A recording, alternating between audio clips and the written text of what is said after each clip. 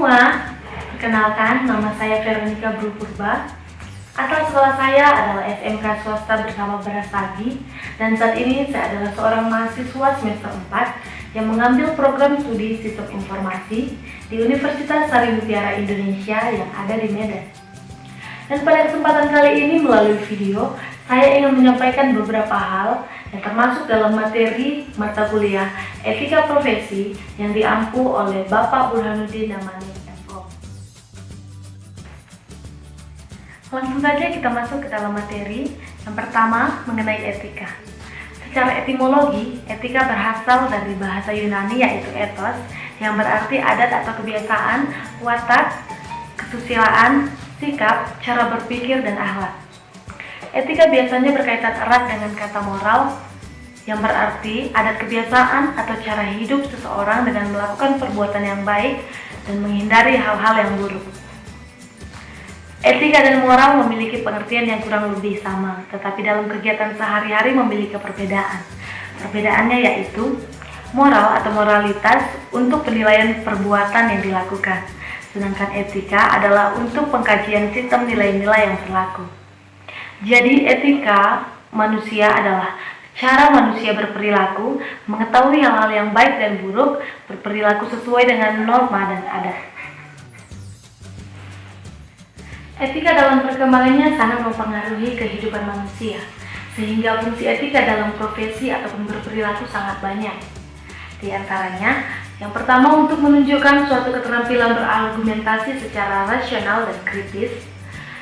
Etika juga digunakan untuk pengambilan sebuah keputusan dan juga sikap yang wajar dalam keadaan pluralitas yang tinggi, serta digunakan untuk menyelesaikan masalah moralitas maupun masalah sosial lainnya dengan bentuk pemikiran kritis dan sistematis.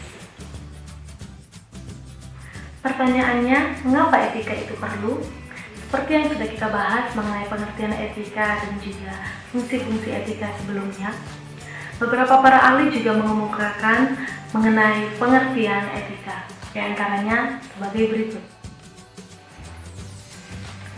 Yang pertama, menurut Profesor Dr. Franz Magnus-Susanto, etika merupakan suatu ilmu yang memberikan arahan, acuan, dan pijakan kepada tindakan manusia. Dr. Hans O.P. Simorangkir menjelaskan bahwa etika ialah pandangan manusia terhadap baik dan buruknya perilaku manusia. Sedangkan K. Bertens menyatakan bahwa etika merupakan nilai dan norma moral yang menjadi acuan bagi manusia secara individu maupun kelompok dalam mengatur segala tingkah lakunya. Dan menurut Kamus Besar Bahasa Indonesia, etika ialah ilmu tentang baik dan buruknya perilaku, hak dan kewajiban moral, sekumpulan asa atau nilai yang berkaitan dengan akhlak, nilai mengenai benar atau salahnya perbuatan atau perilaku yang dianut masyarakat. Dari pengertian-pengertian tersebut, dapat kita simpulkan bahwa etika itu memang perlu. Karena etika memberikan manusia orientasi bagaimana menjalani hidup melalui rangkaian tindakan sehari-hari. Itu berarti etika membantu manusia untuk mengambil sikap dan bertindak secara tepat dalam menjalani hidup ini, dan dapat diterapkan dalam segala aspek atau sisi kehidupan kita. Adapun contoh-contoh etika sangat sederhana. Contoh yang baik, misalnya, mengucapkan salam ketika bertemu dengan orang lain, meminta maaf jika melakukan kesalahan, meminta izin jika ingin melakukan sesuatu, dan berterima kasih jika itu perlu. Contoh yang tidak baik, misalnya, berbicara tidak sopan, menggunakan nada tinggi, dan berbicara dengan ketus. Tidak melihat dan memperhatikan orang lain ketika berbicara juga merupakan contoh etika yang buruk. Selanjutnya, ada berbagai jenis etika. Salah satunya yaitu etika komputer. Pengertian etika komputer sendiri adalah perangkat nilai yang mengatur manusia dalam penggunaan komputer serta proses pengolahan data yang bertujuan untuk mencegah kejahatan-kejahatan terutama di dunia maya, seperti pencurian data, pembajakan software, dan lainnya. Cybercrime adalah sebuah bentuk kriminal yang mana menggunakan internet dan komputer sebagai alat atau cara untuk melakukan tindakan kriminal. Misalnya, hacking, pelanggaran hak cipta, pornografi anak, eksploitasi anak, carding, dan masih banyak. Ada motivasi seseorang dalam melakukan kejahatan di dunia maya, yaitu coba-coba dan rasa ingin tahu. Faktor ekonomi, ada unjuk diri, bahkan sakit hati juga merupakan salah satu motivasi seseorang dalam melakukan kejahatan di dunia maya. Ada banyak jenis kejahatan cybercrime di dunia maya, tetapi secara umum yang sering ditemui adalah sebagai berikut.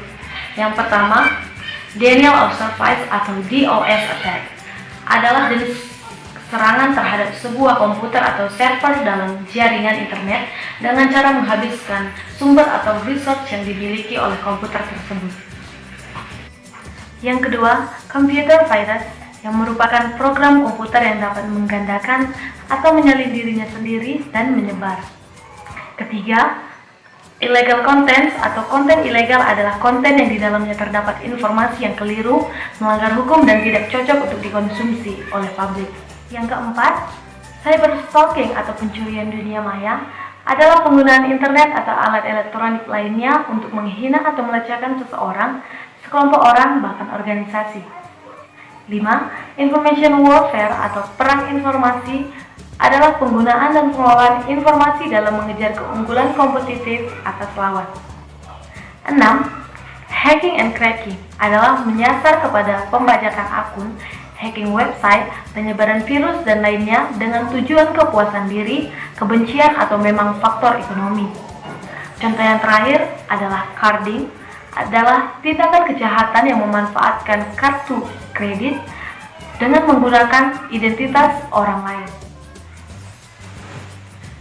Demikian yang bisa saya sampaikan mengenai beberapa hal yang merupakan materi dari etika profesi. Semoga bisa bermanfaat dan bisa kita terapkan dalam kehidupan kita sehari-hari.